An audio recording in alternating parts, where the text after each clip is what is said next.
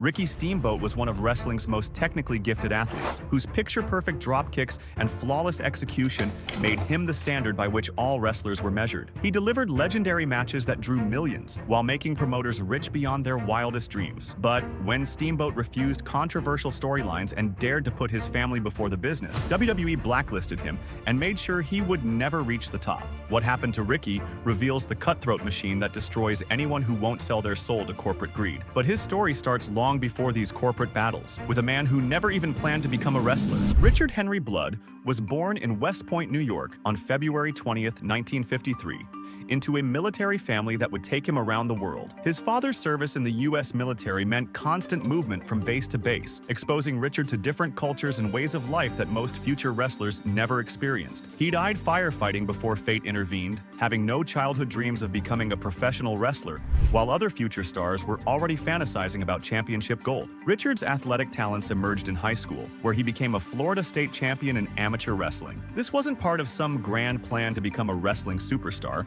It was just a kid who happened to be naturally gifted at sports. His amateur wrestling success gave him a foundation that would later prove invaluable, teaching him real wrestling techniques and building the kind of athletic ability that would set him apart from his peers. The wrestling business found Richard through his girlfriend's connection to the industry. She knew someone who knew someone, and before long, Richard was hearing about opportunities in professional wrestling. This accidental entry into the business was completely different from wrestlers who grew up watching matches and dreaming of fame. Richard approached wrestling as an outsider, without the emotional baggage or unrealistic expectations that often came with childhood dreams of wrestling stardom. When Richard decided to pursue professional wrestling, he headed to Minnesota to train under Vern Gagne. Gagne's training camp was legendary for its brutality. It wasn't just about learning wrestling moves, it was about breaking down hopefuls and rebuilding them from scratch. Most people who showed up at Gagne's camp never made it through the training. The physical demands were extreme, the mental pressure was constant, and Gagne had no patience for anyone who wasn't completely committed. Richard's experience at the training camp was a shock to his system. He lost 40 pounds during the training process,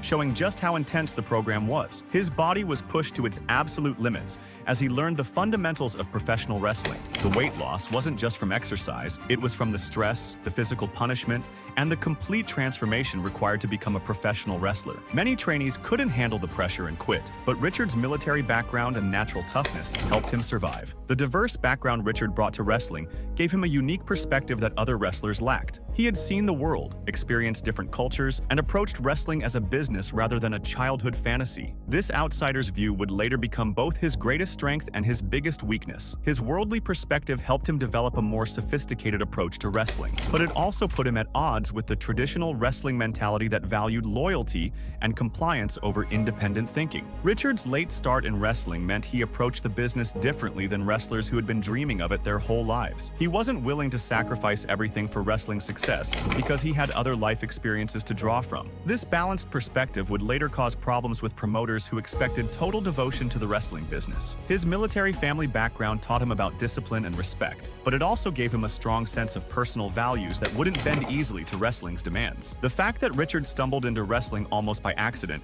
created a wrestler who was technically excellent, but politically naive. His amateur wrestling background gave him legitimate athletic credentials that most wrestlers couldn't match. His diverse upbringing made him more well-rounded as a person than many of his peers. However, his lack of childhood wrestling dreams meant he never fully understood the unwritten rules of wrestling politics. Richard Henry Blood's unconventional entry into wrestling created both his greatest strengths and his biggest weaknesses in dealing with promoters. His journey from military brat to wrestling prodigy was just beginning, and the real education was about to start when he entered the territorial system. What happened once he headed to Florida's wrestling scene would teach him lessons that Vern Gagne's brutal training camp never could. Florida's wrestling scene introduced Richard to a world where identity was just another marketing tool. Eddie Graham, the powerful promoter running championship wrestling from Florida, looked at this young athlete and saw potential. He also saw an opportunity to create a story that would sell tickets. Graham decided that Richard would become the nephew of Sammy Steamboat, a wrestler who had enjoyed success in Florida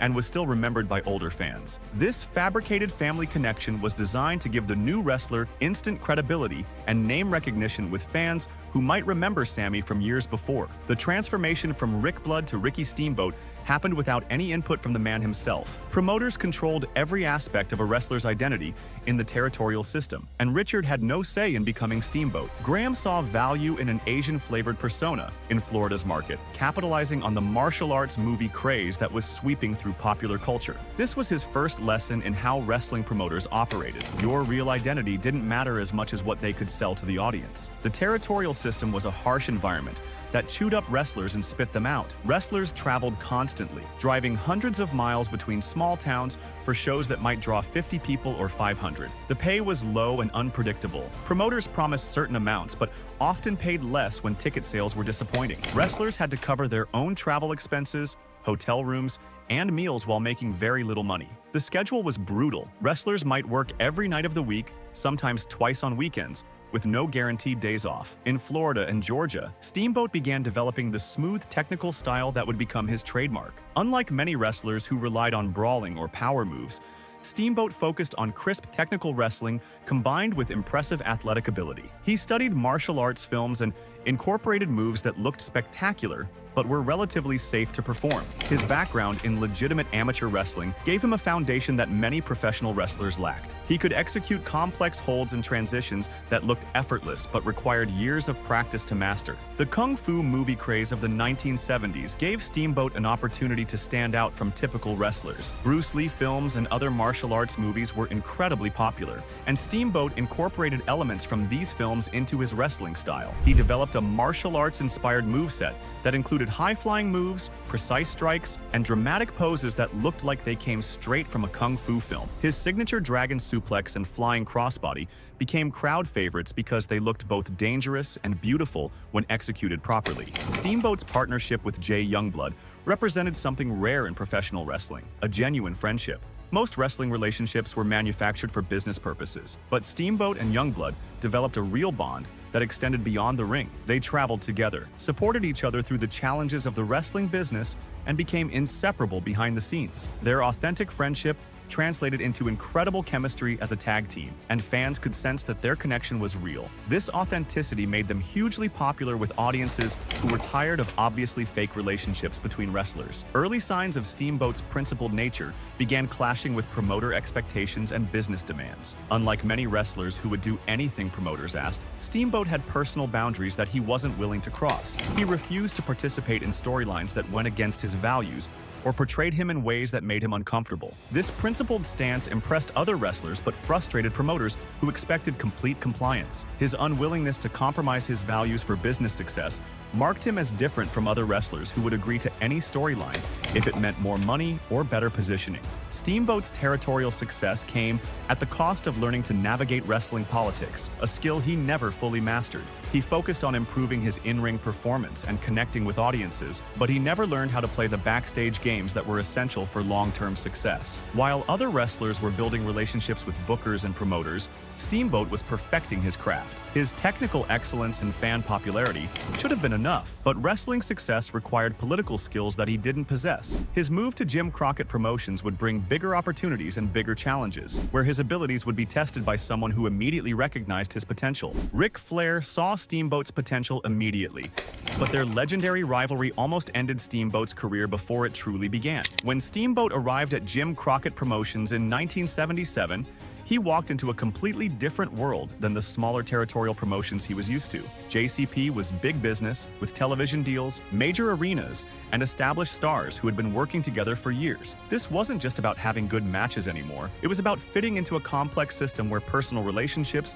and backstage maneuvering mattered as much as what happened in the ring. Ric Flair was already the top star when Steamboat showed up, and he immediately recognized something special in the newcomer. Flair said, "Here's a guy that's handsome with a great body, a nice guy, and Ricky Steamboat could wrestle from day one." This endorsement from the company's biggest star opened doors for Steamboat that might have taken years to open otherwise. Flair's support meant better matches, more television time, and opportunities to work with other top wrestlers. The brutal reality of their early matches showed just how dangerous wrestling could be when wrestlers pushed the limits. Flair and Steamboat developed a chemistry that was electric, but it came at a physical cost. In one particularly intense match, Flair rubbed Steamboat's face against the concrete floor outside the ring in a spot that could have caused permanent damage. The concrete was rough and unforgiving, and the friction could have torn skin off Steamboat's face or caused serious injuries to his eyes. This wasn't just about making the match look realistic. It was about two wrestlers who trusted each other enough to do incredibly dangerous things to create unforgettable moments. The contrasting personalities between Flair and Steamboat made their rivalry even more compelling for audiences. Flair lived the extravagant lifestyle that matched his nature boy character: expensive suits, luxury cars, and a lifestyle that screamed excess. He partied hard, spent money freely, and made sure everyone knew he was living the high life. Steamboat was the complete opposite. He focused on his family, lived modestly, and approached wrestling as a job rather than a lifestyle. He went home to his wife and kids instead of hitting the bars with other wrestlers. This difference wasn't just about their characters, it was about who they really were as people. Their chemistry in the ring generated massive revenue for Jim Crockett Promotions, but it also created unrealistic expectations for Steamboat's character. Fans loved watching the humble, hard-working Steamboat battle the arrogant, wealthy Flair. The matches drew huge crowds and sold tons of tickets, proving that their rivalry was money in the bank for the promotion. However, this success trapped Steamboat in a specific role. Promoters expected him to always be the good guy, the family man, the wrestler who did things the right way. Any attempt to change his character or try something different was met with resistance because the Flair feud had established what fans expected from Steamboat. Steamboat's NWA Television Championship win in North Carolina established him as a legitimate main event talent in the eyes of fans and other wrestlers. The television championship was an important title in JCP because it was defended regularly on television, giving the champion consistent exposure and credibility. Steamboat's reign proved he could carry a championship and be a featured performer week after week. His matches were consistently good, and he drew positive reactions from crowds throughout the territory. The success in the Carolinas was preparing Steamboat for bigger stages, but it was also setting him up for political challenges that would make JCP look simple. His reputation as a great wrestler was growing, and bigger promotions were starting to notice. The Flair rivalry taught Steamboat that great matches weren't enough. You also had to play the backstage game. However, his focus on wrestling excellence rather than backstage politics meant he wasn't developing the skills he would need to navigate more complex corporate environments. His next opportunity would test every lesson he thought he'd learned about the wrestling business. Steamboat's WWF debut was everything he dreamed of, but Vince McMahon's corporate machine was about to teach him a harsh lesson about loyalty. When Steamboat arrived in the WWF in 1986, he walked into a completely different world than the territorial promotions he was used to. This wasn't just a bigger wrestling company. It was a corporate entertainment machine that controlled every aspect of its performers' lives. The WWF had strict rules about character consistency and demanded absolute availability from wrestlers. Everything was designed to protect the company's image and maximize profits. The timing of Steamboat's arrival couldn't have been better for creating his Dragon character. Martial arts movies were huge in the 1980s, and the WWF was always looking for ways to capitalize on popular trends. They saw Steamboat's martial arts-inspired moveset and immediately recognized the marketing potential. The company created elaborate entrance music, colorful costumes, and promotional materials that played up the Dragon persona. Steamboat's natural athletic ability and smooth wrestling style fit perfectly with what audiences expected from a martial arts-inspired character. The pressure of the WWF's corporate structure was unlike anything Steamboat had experienced in his career. The company demanded absolute loyalty from its wrestlers. This meant being available for television tapings, house shows,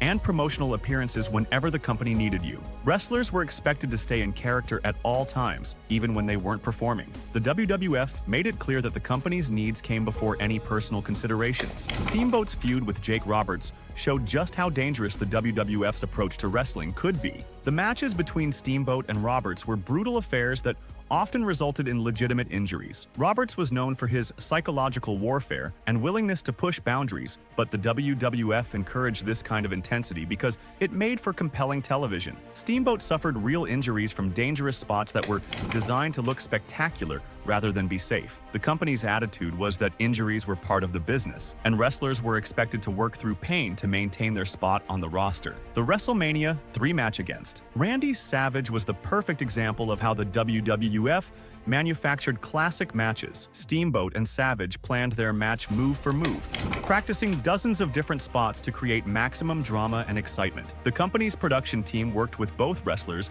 to design a match that would tell a compelling story and showcase both performers' abilities. The match went exactly as planned, with Steamboat winning the Intercontinental Championship in what many consider one of the greatest matches in wrestling history. However, this success came with a price that Steamboat didn't fully understand at the time. Winning the Intercontinental Championship seemed like validation of everything Steamboat had worked for in his career. The title was often called the Workers' Championship because it was typically given to wrestlers who were respected for their in-ring ability. Steamboat's reign proved that he belonged at the top level of the wrestling business. However, becoming champion also put him under more corporate scrutiny than ever before. The WWF expected their champions to be available for more promotional work, more television appearances, and more demanding travel schedules. The title came with responsibilities that extended far beyond what happened in the ring. The mounting pressure between Steamboat's wrestling success and his personal values created a conflict that was becoming impossible to ignore. His family commitments were important to him, but the WWF's schedule made it difficult to spend time at home. The company expected wrestlers to prioritize the business above everything else, including their families. Steamboat watched other wrestlers sacrifice their personal relationships for wrestling success, and he wasn't sure he wanted to make the same choice. His values told him that family should come first, but the wrestling business demanded total commitment. Steamboat's WWF success was built on a foundation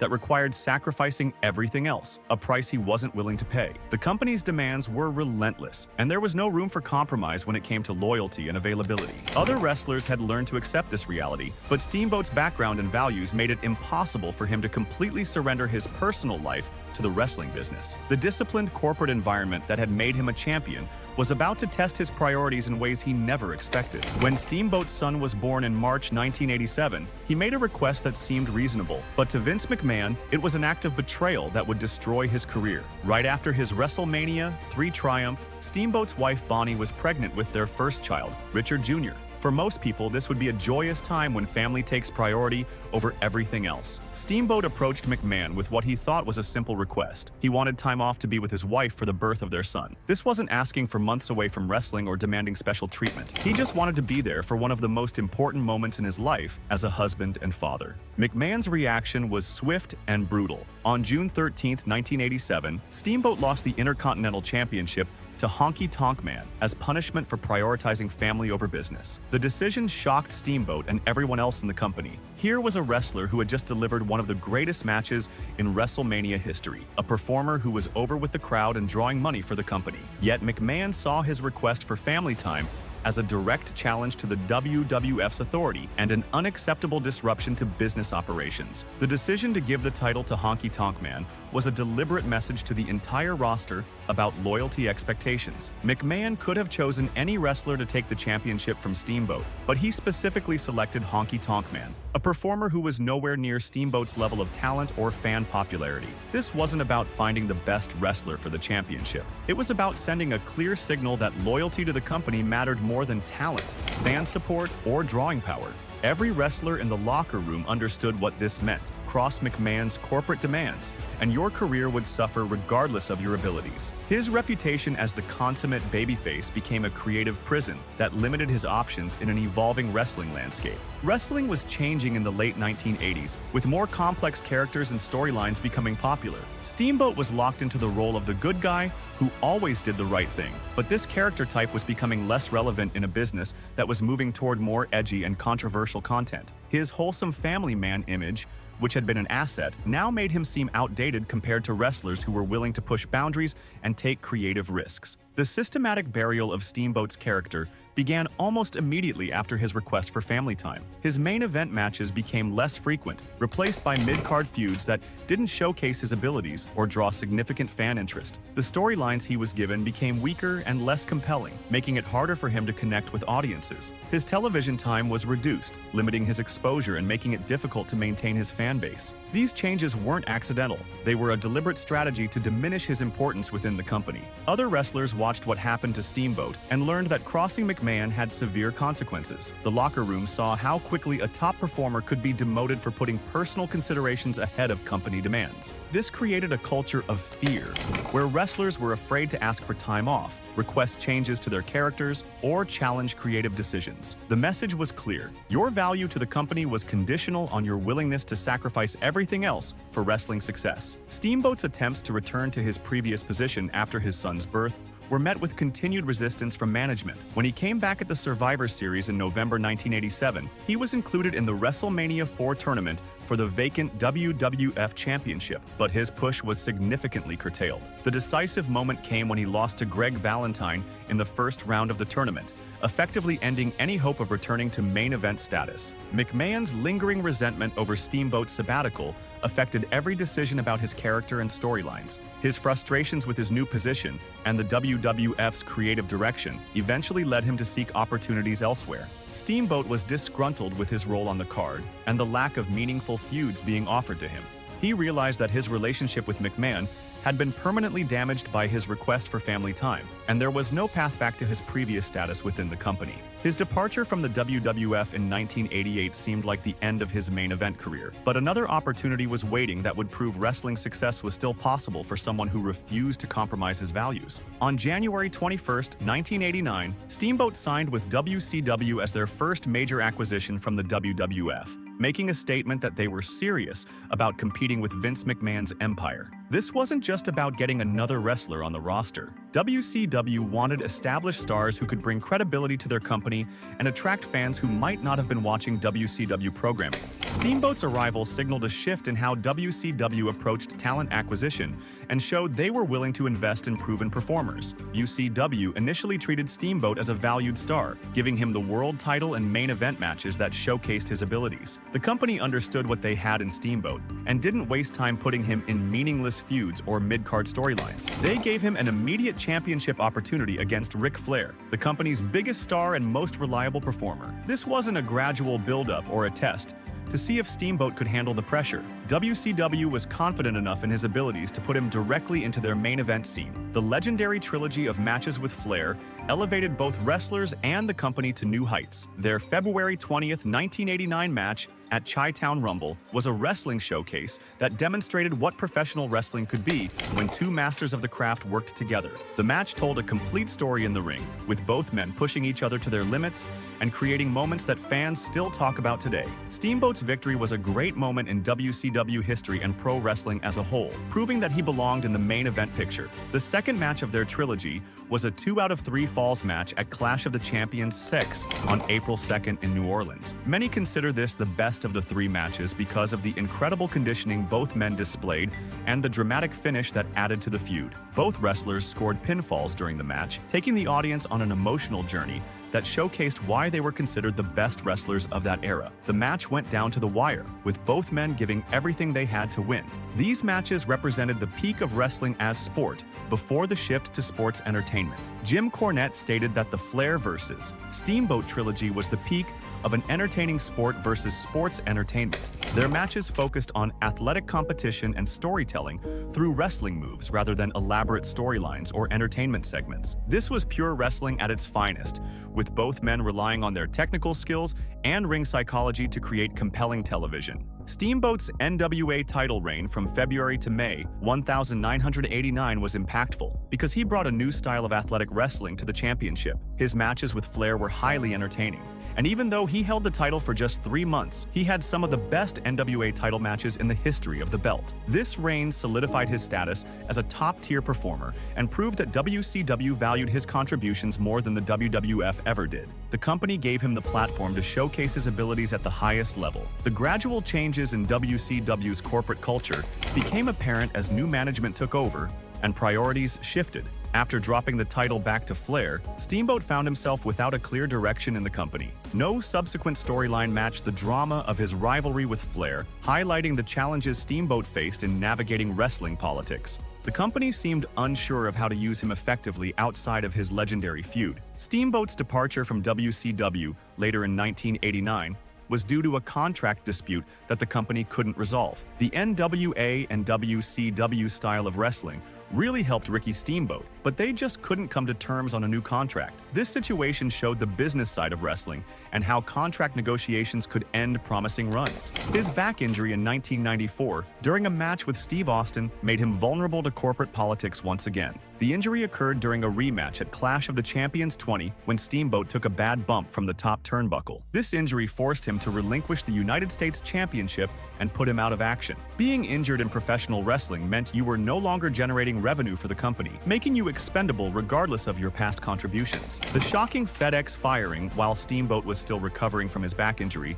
showed how disposable even legends were to wrestling corporations. Eric Bischoff fired him via a FedEx package, which was a cost-cutting measure that reflected the changing landscape of wrestling. This incident exposed the wrestling industry's true nature and showed how even respected veterans could be discarded when they were no longer useful to the company's bottom line. The betrayal cut deeper than any corporate punishment he had faced before, proving that talent and legacy meant nothing when profits were at stake. Wrestling history would remember Steamboat differently if he had been willing to compromise his principles for corporate success. When you look at Steamboat's career, it becomes clear that his trajectory was shaped more by backstage politics than his incredible in-ring performance. He was universally respected by his peers as one of the greatest technical wrestlers of all time, yet his career never reached the heights that his talent deserved. The reason wasn't his ability to wrestle or connect with fans. It was his unwillingness to compromise his personal values for corporate success. Compare Steamboat's treatment to wrestlers who played the political game better, despite having less talent or drawing power. While Steamboat was getting buried for requesting family time, other wrestlers who knew how to navigate backstage politics were getting pushed to the moon.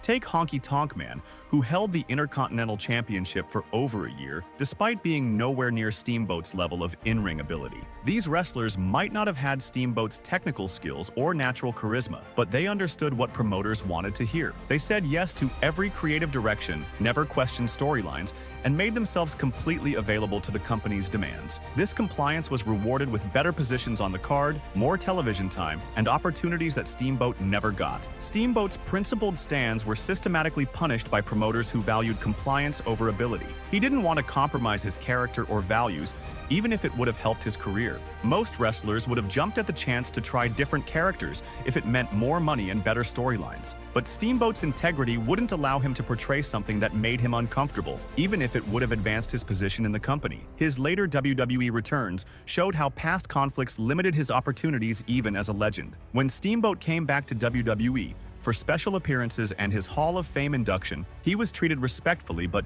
never given the spotlight that his contributions deserved. The company remembered his past conflicts with McMahon and made sure to keep his role limited. Other wrestlers from his era who had maintained better relationships with management got more prominent roles and better treatment during their return appearances. Steamboat's past conflicts followed him even decades later. The reputation for being difficult followed Steamboat throughout his career, despite being universally respected by peers. This perception came from his unwillingness to compromise his values and his tendency to speak up when he felt wrestlers were being mistreated. In the wrestling business, standing up for principles was often seen as being difficult to work with. Promoters wanted wrestlers who would agree to anything without question. Steamboat's willingness to push back on creative decisions or contract terms earned him a reputation that hurt his career opportunities. The long-term impact on Steamboat's legacy is evident in how many casual fans might recognize names like Hulk Hogan or the Ultimate Warrior before mentioning Steamboat when discussing the greatest wrestlers of the 1980s. Many of these wrestlers couldn't match Steamboat's in-ring ability,